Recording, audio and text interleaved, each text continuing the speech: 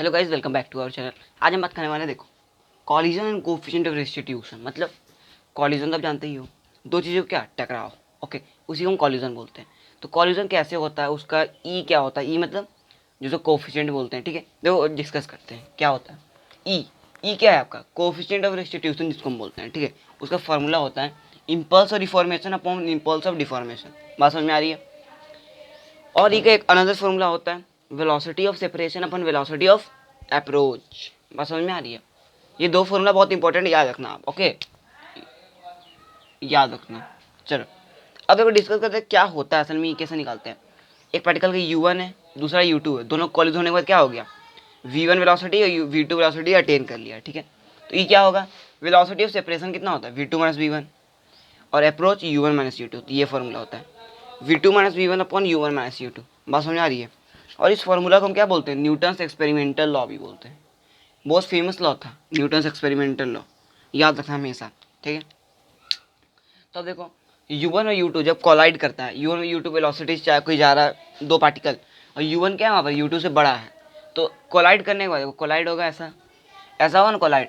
मतलब U1 यहाँ पर क्या होगा, डिक्रीज होगा। जो ग्रेटेस्ट वेलोसिटी रहता है, जिसका इनिशियल वेलोसिटी, वो डिक्रीज होता है, और जो ज़्यादा रहता है वो इंक्रीज होता है, कम वाला। ठीक है, फिर क्या होता है, V1 बढ़ जाता है। देखो V1 is greater than V2 हो जाएगा। ओके, हाँ देखो V2 is greater than V1 हो जाएगा, मतलब U1 क्या घट गया, घट गया। तो ये ऐसे होता है। ओके, तो ये आपका फॉर्मूला, मतलब जो शुरू में ज़्यादा वेलोसिटी इसका होगा, वो बाद में जाके कोलाइड होने के बाद उसका वेलोसिटी घट जाता है। ओके, ये या ध्यान रखना। देखो वन केस में क्या हुआ, डिफॉर्मेशन हुआ। डिफॉर्म मतलब क्या, टूटना, डिफॉर्म हो गया। ये 2 पॉइंट वाला है, ये 2 पॉइंट क्या है, रिफॉर्म। डिफॉर्म का फिर रिफॉर्म हो गया, तो रिफॉर्मेशन। ठीक है, जान गए। अब एक और देखो बात, U1 और U2 दो पार्टिकल जा रहे हैं, और ये जो सीधी लाइन में जाता है, जो लाइन से ये मोशन करता है, उसको बोलते हैं LOM। LOM मतलब लाइन ऑफ मोशन। LOM क्या होता है, the line along which the particle moves, इसको लाइन ऑफ मोशन। और जो दो पार्टिकल कोलाइड होने के टर्म में जब वहाँ पर उसका दोनों का नॉर्मल कॉन्टैक्ट फोर्स क्या होगा, सेम हो जाता है, उसको बोलते हैं line of impact, LOI। The line along which the common normal act during collision. देखो कॉमन नॉर्मल दोनों में एक्ट कर रहा है ना, ये लाइन ऑफ इम्पैक्ट है। तो ये लिख लेना आप, तो इसको कॉपी करो, और LOI मतलब पहले लिख लो,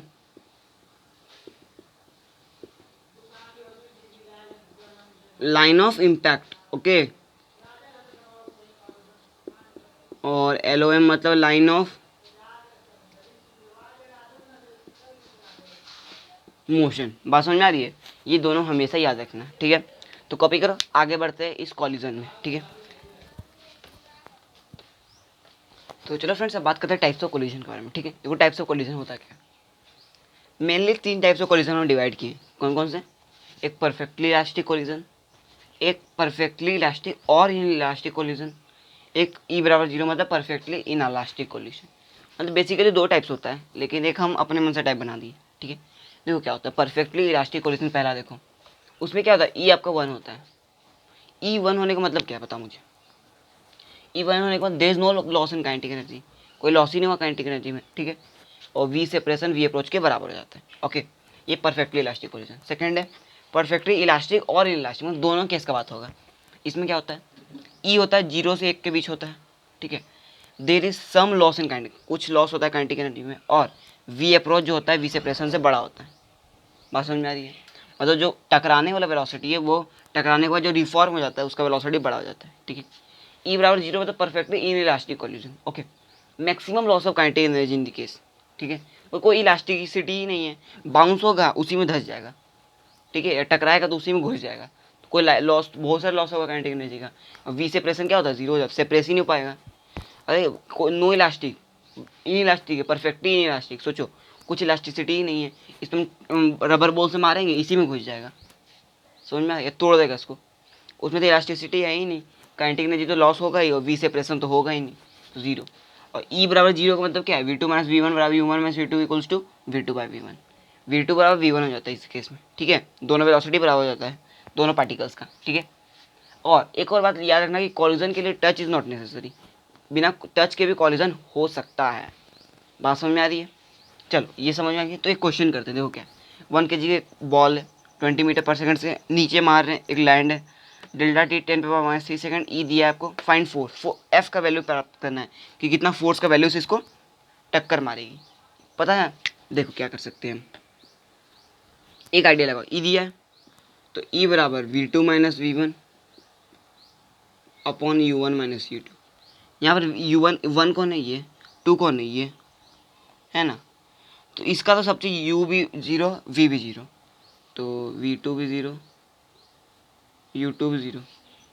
बात समझ में आ रही है, ये दोनों 0 हो गया, तो बता कितना आ रहा है, u कितना दिया है, u1 है 20 मीटर पर सेकेंड, तो 20 अपॉन -2v1, तो v1 का वैल्यू आया -10 मीटर पर सेकेंड। -10 मतलब ये नीचे जा रहा है तो वो ऊपर जाएगा, टकराने के बाद कैसे जाएगा, ऊपर जाएगा, कितना वेलोसिटी से, 10 मीटर पर सेकेंड से। बात समझ में आ रही है, 10 मीटर पर सेकेंड जाए, हमको फोर्स का वैल्यू चाहिए। देखो क्या करते हैं, एक आइडिया है, ये तो जानते हो ना एफ डेल्टा टी, तो एफ को हम क्या लेते हैं, एन लेते हैं, तो N into delta t equals to P final minus P initial. कर सकते हैं, अब ट्राई करो, हो जाएगा, हो गया। देखो एन का वैल्यू निकालना है, डेल्टा टी दिया 10⁻³ पी फाइनल, फाइनली 10 इंटू 1 मतलब 10, ऊपर वेलोसिटी मतलब पॉजिटिव, ये जानते हो ना, ऊपर वाला पॉजिटिव होता है, नीचे वाला नेगेटिव होता है, काइनेमेटिक्स में पढ़ चुके हैं, -10 सॉरी 20। बात समझ में आ रही है, इसको सॉल्व करो, एन का वैल्यू आएगा, ये वाला लाइन, एन का वैल्यू बता कितना आ रहा है, सॉल्व करके बता, वहाँ से आ जाएगा 30 × 10⁻³ न्यूटन। एन से एन काट दूँ, गलत, अरे ये तो एन तो फोर्स का वैल्यू में नहीं गया था, ये तो न्यूटन है। चलो बात समझ में आ गई, तो ऐसे आप सॉल्व कर सकते हो किसी भी क्वेश्चन को, ओके, कॉलिजन के। तो कॉपी करो, आगे बढ़ते और कुछ इंटरेस्टिंग सवाल करते हैं। तो चलो फ्रेंड्स, और कुछ क्वेश्चन करते हैं कॉलिजन पे बेस्ड, ठीक है। देखो क्या होता है, एक और देखो, मैसिव ब्लॉक है, ये क्या है, मैसिव ब्लॉक हमारा है, ठीक है, उसके सामने एक छोटा सा बिंदु सा 5 मीटर पर सेकंड से स्टोन आ रहा है, ठीक है, ई दिया हाफ, 20 मीटर पर सेकंड से मासिव वॉल भी जा रहा है। तो आप हमेशा याद रखना, मासिव वॉल वाले क्वेश्चंस में क्या होता है, असल में देखो, मासिव वॉल वाले जो क्वेश्चंस होते हैं उसमें जो होता है कि दो मासिव बॉल में कुछ भी छोटे छोटे पार्टिकल टकरा जाएंगे तो मासिव बॉल का वेलोसिटी चेंज नहीं होता है, v1 u1 भी वही रहता है, u2 भी वही रहता है। बात समझ में आ रही है, तो वही होता है। तो यहाँ पे बताओ, इस पार्टिकल को 1 माने और इसको 2, तो क्या होगा, u1 दिया 5 मीटर पर सेकेंड, u2 हमको कैलकुलेट करना है, सॉरी u2 कितना दिया है, बता, u2 20 मीटर पर सेकेंड दिया है, v2 कितना आ रहा है, v2 भी 20 मीटर पर सेकेंड दिया है, क्योंकि मासिव बॉल का चेंज नहीं होता है, ये हमको दिया हुआ केसेस, ठीक है। तो यहाँ से हम कैलकुलेट करते हैं ई, v2 minus v1, 20 minus v1 upon u1 minus u2, तो करो -15। यहाँ से बताओ v1 का वैल्यू कितना आ रहा है, जल्दी बताओ, 32.5 मीटर पर सेकेंड, हाँ 32.5 मीटर पर सेकेंड आंसर आ जाएगा, ठीक है। तो हमेशा रखना मासी बॉल का वेलोसिटी चेंज नहीं होता है टकराने के बाद भी, तो यहाँ पे मासी बॉल दिया है मतलब चेंज नहीं होगा, इसको फिर 1 मानते हैं, इसको हम 2 लेते हैं। u1 कितना दिया है 5, v1 निकालना है, u2 कितना दिया है 25 और v2 कितना दिया है 25 ही रहेगा, मासी बॉल है, मासिव शब्द से आपको पता चल जाएगा बड़ा है भैया, बड़ा वाले को कुछ नहीं होगा, एक ढेले भी मार देंगे हम तो उसको क्या होने वाला फ़र्क पड़ेगा। अगर मेरे को चींटी कोई फेंक के मार भी दिया, पता चला ना, तो मुझे क्या होगा, कुछ नहीं होगा, मैं वेलोसिटी भी चेंज नहीं होगा, मैं तो एक प्लेस से दूसरे प्लेस भी नहीं जा पाऊंगा, ठीक है। ये होता है हमारे केस में, तो फिजिक्स में तो यही होता है, असल ज़िंदगी में क्या होगा आप तो वो तो आप जानते ही हो। तो v2 माइनस v1 करो अपॉन u1 माइनस u2 होता है, तो -20। बता यहाँ से v1 का वैल्यू क्या आ रहा है, चेक करो जल्दी, इतना तो आप कर सकते ही हो। 95/3 लगता आ जाएगा अपॉन 3, ठीक है।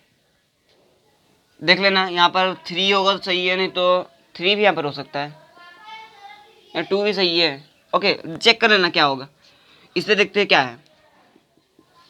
एक पार्टिकल यहाँ से रिलीज किया गया, ठीक है। देखो रिलीज ए साइड से रिलीज किया गया, इतना ही इलास्टिक है, पूरा परफेक्टली इलास्टिक बॉल है, ठीक है। देखो टकराने के बाद फिर बाउंस बैक हो रहा है, फिर टकरा, फिर थोड़ा दूर बाउंस, फिर ऐसे ऐसे बाउंस होते होते एक समय आएगा क्या, रुक जाएगा।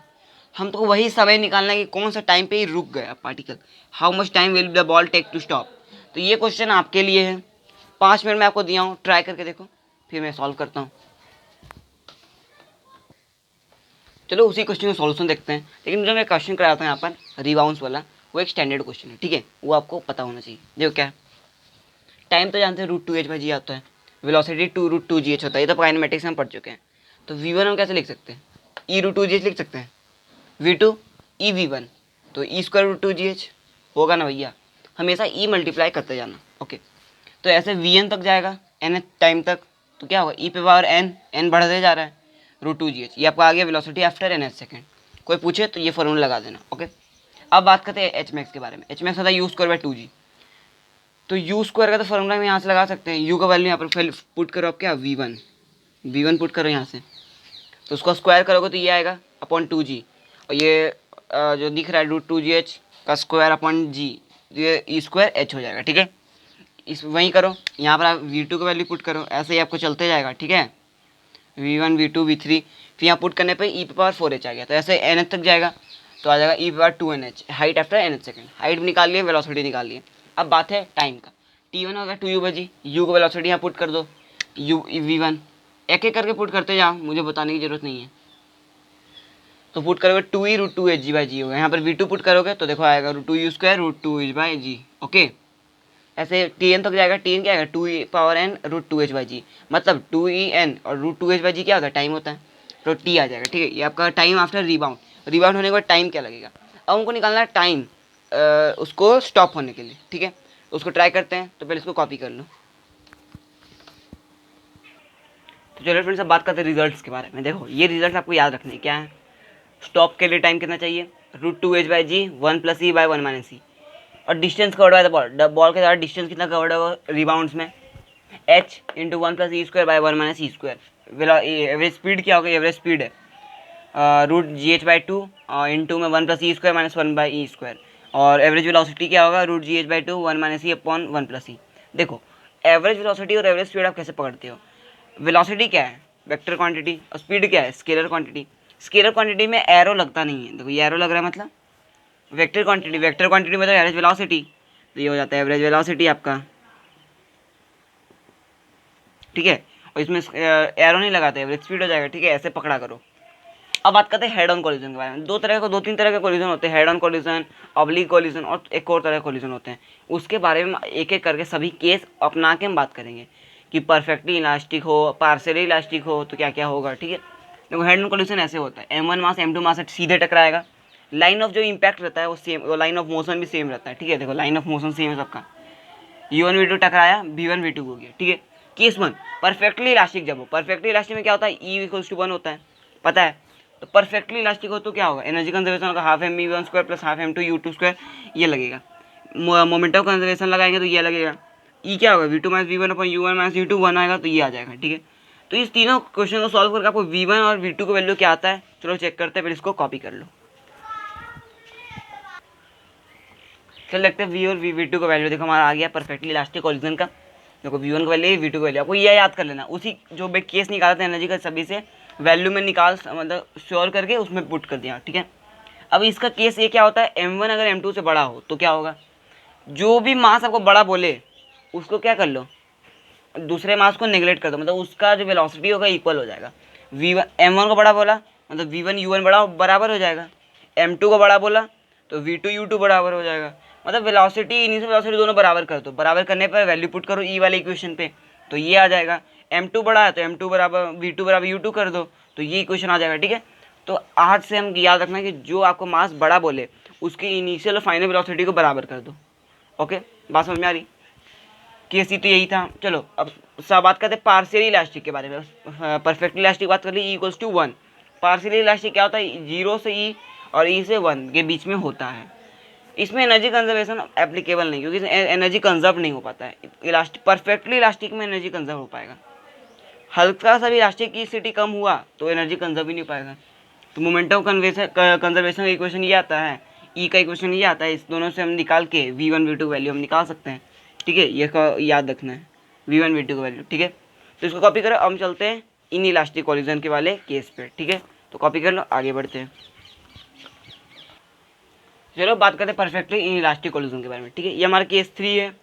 केस इसमें क्या होता है? इक्वल टू 0 होता है, आपको पता ही है। एनर्जी कंजर्वेशन नहीं लगेगा, भी मोमेंटम कंजर्वेशन ये लगा देते हैं। वेलोसिटी v इक्वल क्यों हो गया दोनों का? क्योंकि इलास्टिक कॉलिजन है भैया, दोनों वेलोसिटी टक्कर खाने के बाद सेम वेलोसिटी निकलेगा, पता है आपको। तो v का वैल्यू ये आ जाए, ई का वैल्यू देखो v1 बराबर v2 आया ना, यहाँ से प्रूव आप कर सकते हो कि v1 बराबर v2 vm से लिए हैं। ई बराबर 0 से देखो v1 बराबर v2 हो गया, ठीक है। यहाँ से आप प्रूव भी कर सकते हो, ओके। अब बात करते हैं कि आप सोच रहे हो कि इतना सारा वेलोसिटी का हम वैल्यू कैसे याद करेंगे तीनों केस के लिए वेलोसिटी का वैल्यू। आप सोच तो रहे होगे। देखो आपको क्या करना है, सिंपली आपको क्या करना है, इन इलास्टिक को वेलोसिटी के फाउंड बाय गिवन फार्मूला। आप ओनली 2 फार्मूला याद रखो, पूरा कॉलिजन का वेलोसिटी आप प्राप्त कर सकते हो हेड ऑन कॉलिजन के। कैसे? ये वाला v1 का वैल्यू ये, v2 का वैल्यू ये, बस 2 फार्मूला मैं आपको याद करने बोल रहा हूँ। और ये जो मैं लिखाए हुए खाली आप नोट्स में उतार के रखना, कभी भी रिवाइज करोगे नोट्स आपको मन में या पढ़ने में आ जाए, ठीक है। याद तो करना सिर्फ 2 फार्मूला, ओके, ठीक है। तो इसको याद कर लेना और हम चलते हैं 1-2 क्वेश्चन करते हैं, उसके बाद लेक्चर को समाप्त करते हैं, ठीक है। कॉपी कर लो। तो चलो फ्रेंड्स एक क्वेश्चन शुरू करते हैं, ओके। देखो क्या होता है, 3 kg का ब्लॉक, 2 kg का ब्लॉक, एक बॉल है, दोनों ऐसे कोलाइड कर रहे हैं, 10 मीटर पर सेकंड, 20 मीटर पर सेकंड। E0 दिया। E0 का मतलब क्या होता है मुझे ये बता दो। E0 का मतलब ये केस तो हमको बात समझ में आ रही है, इन इलास्टिक कॉलिजन का है, ठीक है। इन इलास्टिक कॉलिजन का है। तो इन इलास्टिक कॉलिजन होता क्या असल में, बता मुझे।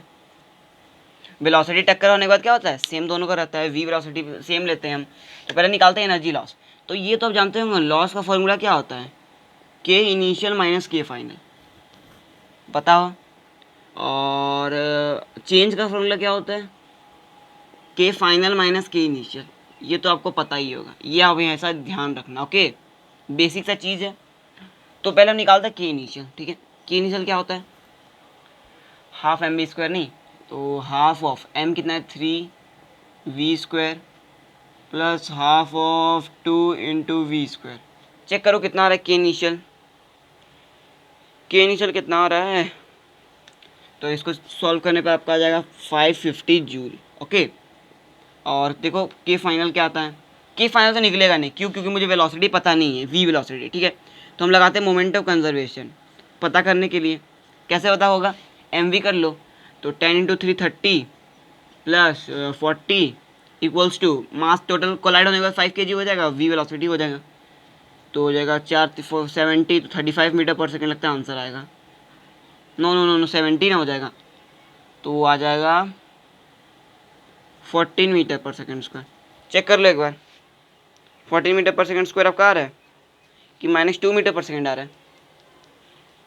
मुझे लगता है -2 मीटर पर सेकेंड, क्योंकि ये माइनस में चल जाएगा, नेगेटिव साइन तो माइनस में जाएगा, तो -2 मीटर पर सेकेंड, सॉरी ये आएगा आपका -2 मीटर पर सेकेंड, ओके। ये आपका वेलोसिटी आ गया, ठीक है। वेलोसिटी आते ही आपको निकालना है सिर्फ के फाइनल, तो निकाल लेते हैं। कहाँ चेक करें, मुझे जगह नहीं पता, यहाँ कर लेते हैं, ठीक है। तो यहाँ से आ गया, हमको निकालना है लॉस। तो लॉस होता है के इनिशियल माइनस के फाइनल। के इनिशियल आया 550 जूल, के फाइनल कितना आया है? तो v इतना आ गया। तो के फाइनल निकालने के लिए हम क्या करेंगे? हाफ एम बी स्क्वायर, तो हाफ ऑफ m और v का स्क्वायर 4 हो जाएगा। तो देखो हाफ एम v, तो 20/2 मतलब आगे 10 आ गया, ठीक है। तो उसको माइनस करेंगे तो 540 जूल आपका आंसर आ जाएगा, ओके। यहाँ से आप लॉस का वैल्यू कैलकुलेट कर सकते हो, ठीक है। ये आपका लॉस आ गया यहाँ से, ठीक है। बात समझ में? तो ऐसे क्वेश्चन बहुत आसान होते हैं, आपको करने में दिक्कत नहीं आएगी। अब बात करते हैं ऑब्लिक कोलिजन के बारे में। हेड ऑन कोलिजन के बारे में बात कर लिया, अब जाते हैं हम ऑब्लिक कोलिजन पे, ठीक है। क्या होता है देखो ऑब्लिक कोलिजन? ऑब्लिक कोलिजन मतलब किसी ट्रांसपेरेंट मटेरियल से कोलाइड नहीं होना है। ऑब्लिक मतलब क्या होता है? कुछ ठोस पदार्थ से कोलाइड होके वापस आ जाना, कोलाइड होके वापस आ जाना, ठीक है। वो उसको बोलते हैं ऑब्लिक कोलिजन। वापस उसी डायरेक्शन में नहीं आएगा, कोई और डायरेक्शन में पास हो जाएगा, ठीक है। ऐसे आएगा वैसे चल जाएगा, ठीक है, ये होता है। जैसे यू वेलोसिटी का पार्टिकल ऐसे कोलाइड किया तो देखो ऐसे पार हो गया, यू को छोड़े यू साइन थीटा हम कर दिए, ठीक है। तो चलो समझते हैं, ये जो है लाइन, ये वो दिख रहा है लाइन ऑफ मोशन, देखा ना, यू जहाँ से है लाइन ऑफ मोशन है। तो केस वन है E equals to one, E equals to one मतलब क्या, इलास्टिक कोलिजन। तो इलास्टिक कोलिजन में क्या होता है, सब सेम रहता है, कोई दिक्कत आने वाली नहीं है इसमें। तो u cos theta v cos phi के बराबर, u sine theta v sine phi के बराबर, और थीटा इक्वल्स टू फाइव हो जाता है। ओके, अब क्या होता है, केस टू हमारा पार्शियली इलास्टिक, ठीक है। पार्शियली इलास्टिक में क्या होता है, पार्शियल इलास्टिक में ये होता है वी इक्वल्स टू यू होता है, पता है आपको। तो वी इक्वल्स टू यू यहाँ पर होगा, चेंज होगा ये वाला पोजीशन, और पार होने के बाद तो चेंज सेम रहता है। तो देखो ये सेम कर दिए, तो टेन फाइव बराबर आ गया one by E tan theta, ठीक है। ये दोनों केस के बारे में बात कर लिए। अब हम चलते हैं लास्ट केस हमारा जो क्या है, inelastic collision equals to zero, ठीक है। तो कॉपी करो, आगे बढ़ते हैं। देखो फ्रेंड्स, हमारा अगला केस में जो पहला दूसरा केस था हमारा, और पार्शियल इलास्टिक में उसका वेलोसिटी वैल्यू ये आया था, ठीक है। तो केस थ्री हमारा E equals to zero, E equals to zero मतलब बता inelastic collision. Inelastic collision में क्या होगा, कुछ इलास्टिसिटी है इन, तो बाउंस बैक कहाँ से होगा, देखो वही होता है, बाउंस बैक यहाँ से नहीं होता है, यू साइन थीटा कंपोनेंट यहाँ, यू कोस थीटा कंपोनेंट यहाँ। तो क्या होता है, ball doesn't bounce and slips on the floor with x component of the initial velocity. X component के कारण ये स्लिप्स हो जाता है बॉल, जैसे पटकोगे स्लिप्स हो जाएगा, बाउंस बैक होगा ही नहीं। बात समझ में आए। इस जो मार्कर है इसको मैं अगर फ्लोर में पटकूंगा तो क्या होगा, हल्का फुल्का तो बाउंस होगा ही, पार्सली इलास्टिक है, ठीक है। हल्का फुल्का तो जंप, इतना हल्का फुल्का तो होता ही है, ठीक है। इसमें भी मैं करूँगा तो हल्का फुल्का उछल के नीचे आएगा, लेकिन जो परफेक्टली इलास्टिक होता है वो क्या होता है, कितना भी कस के बाउंस करो स्लिप्स हो जाते हैं, ठीक है, वो होता है इस केस में। तो ये होता है। ओके, तो एक क्वेश्चन करते क्या है, 20 मीटर पर सेकंड से देखो लाइन ऑफ मोशन में 37 डिग्री का एंगल बना के जा रहा है, इक्वल्स टू हाफ दिया हुआ है। इसमें आपको कैलकुलेट असल में करना क्या है, मैं आपको बता देता हूँ। इसमें हमको कैलकुलेट करना है 10 अल्फा आपको निकालना है कि 10 अल्फा टकराने के बाद क्या होगा, ठीक है। पहले कॉम्पोनेंट्स कर लेते हैं, ठीक है। 20 मीटर पर सेकंड इधर है, तो ये कॉम्पोनेंट और ये कॉम्पोनेंट, ओके। 20 का कॉस 37 कितना हो जाएगा, 4/5, तो 4/5 ये 16 हो जाएगा, ये 12 हो जाएगा, लगता है मुझे हो जाएगा। तो ये होने के बाद आपको अब क्या होगा बता, टकराएगा, इक्वल्स टू हाफ दिया है, मतलब ये टकराने वाला पोजीशन तो ये 16 वाला, 16 क्या हो जाएगा, हाफ हो जाएगा, मतलब ये हो जाएगा आपका 8 हो जाएगा, और ये आपका 12 ही रहेगा, ठीक है। ये केस होने वाला है असल में, बात समझ में आ रही है। ये केस हो जाएगा, 8 और 12 हो जाएगा, मतलब यहाँ से आपको क्या पता चल रहा है कि आपका वेलोसिटी का वैल्यू आ जाएगा 12 आई कैप माइनस 8 जे कैप। वेलोसिटी का मैग्नीट्यूड भी आप निकाल सकते हो, क्या आएगा, √12 का स्क्वायर प्लस 64, 8 64 हो जाएगा ना। और अगर 10 अल्फा निकालना था मुझे तो -8/12। चेक करो अपना आंसर सही है गलत है, 12/8 आएगा, 8/12 आएगा, मुझे ये बताओ। मुझे हिसाब से लगता है 12/8 आएगा, ठीक है। 12/8 कर लो, सॉरी, ठीक है। देखो 12/8 y/x, और एंगल वहाँ से रहता है, 12/8 आएगा, ठीक है, ठीक है। बस समझ में आ रही है। और टकराने के बाद 8 वाला वेलोसिटी क्या हो जाएगा, ऊपर चल जाएगा, आप तो गड़बड़ कर दिए। टकराने के बाद क्या होगा, 2 इनिशियल वेलोसिटी तो इधर ही रहेगा, और 8 क्या होगा, ऊपर चल जाएगा, ठीक है। और 5 आपका यहाँ पर रहता है अल्फा, अब निकालना है, तो यहाँ पर भी प्लस ए कैप में रहेगा, यहाँ पर ही आएगा, ठीक है। अब समझ में आ गया। तो चलो एक और क्वेश्चन क्या है, प्रोजेक्टाइल मोशन हो रहा है, find the range of the second projectile. ये तो फर्स्ट प्रोजेक्टाइल है, सेकंड, इसके बाद जब बाउंस बैक वाला सेकंड प्रोजेक्टाइल होगा उसका रेंज हमको पता करना है। ओके, तो रेंज का फॉर्मूला पहले असल में मुझे बता दो, आपको याद तो होगा, 2AUX/UY/G, ये भी होता है भैया। और एक और फॉर्मूला होता है, क्या होता है, U² sin 2θ/g। आप तो प्रोजेक्टाइल पढ़े हो, लेकिन सबसे काम का फॉर्मूला ये होता है, आपको कोई टीचर पढ़ाया होगा, अगर नहीं पढ़े हो तो मेरा काइनेमेटिक्स का वीडियो लेक्चर्स देखो, उसमें भी इंटरेस्टिंग फार्मूलाज है। तो देखो 100 और cos 37 क्या हो जाएगा, 80 हो जाता है, ये 80 ये 60, ओके। तो देखो क्या होगा, टकराएगा तो ये 100 वाला ऐसे चल जाएगा ये 100 वेलोसिटी, और जो वर्टिकल कंपोनेंट है, वर्टिकल कंपोनेंट कितना है, 100 sin 37 कितना आता है, 3/5 आता है ना। तो 60 वाला ऐसे रहता है, 60 ऐसे जाएगा, 60 क्या हो जाएगा असल में, 30 हो जाएगा, 30 हो जाएगा। तो आप सॉल्व करके बताओ, मैं इतना हिंट दे दिया आपको, मैं इतना हिंट दे दिया, आप सॉल्व करके बताओ क्या आने वाला है असल में। 100 में बता दिया, 30 बता दूंगा। चलो देखो 60 जो है इक्वल्स टू हाफ दिया, तो 60 क्या हो जाएगा, 30 में तब्दील हो जाएगा, ठीक है। उसके बाद आपका सेकंड प्रोजेक्टाइल ऐसे करके फॉर्म होगा, ठीक है, फॉर्म होगा। ये आपका वाई एक्स कितना आएगा, ये आपका 37 डिग्री एंगल है, 37 डिग्री एंगल से आर हुआ ना, तो 100 कॉस 37 क्या हो जाएगा, 80 हो जाएगा। मतलब आपको मिल गया यूएक्स मिल गया, यूवाई मिल गया। अब रेंज पता करना है तो निकाल लो, 2 × 30 × 80/10, ठीक है। आ जाएगा आपका 480 मीटर, 480 मीटर आपका आंसर है। बस हो जा रही, देखो आपका आंसर आ गया। सिंपल सा क्वेश्चन आता है, कोई लफड़ा नहीं आने वाला है आपको, ठीक है। कॉपी करो, आगे बढ़ते और कुछ कंसेप्ट के बारे में जानकारी लेते हैं। तो आज के लिए इतना है friends, thanks for watching my video. हम अगले लेक्चर में जो हमारा इस चैप्टर का 90% कवर हो चुका है, क्या हो गया, हमारा इस चैप्टर 90% पार्ट कवर हो चुका है। ओके, बचा क्या है, 10% हम अगले लेक्चर में करेंगे, इन नेक्स्ट लेक्चर। ओके, जो हमारा नेक्स्ट लेक्चर होगा, हमारा लास्ट लेक्चर होगा, ठीक है। अगला लेक्चर हमारा लास्ट लेक्चर होगा, उसके बाद हमारा सेंटर ऑफ मास क्या होगा, कॉम, खत्म हो जाएगा। फिर हम शुरू करेंगे रोटेशनल डायनामिक्स, बहुत इंपॉर्टेंट चैप्टर वो है, क्योंकि यही क्वेश्चन हर साल उसके 5 से 4 सवाल उससे जरूर आते हैं रोटेशनल डायनामिक्स से, ठीक है। तो इसको कभी करो, और मेरे चैनल को सब्सक्राइब कर दो, लाइक कर दो, कमेंट कर दो, ठीक है। तो आज के लिए इतना ही, पढ़ाई करते रहिए, ऑल द वेरी बेस्ट।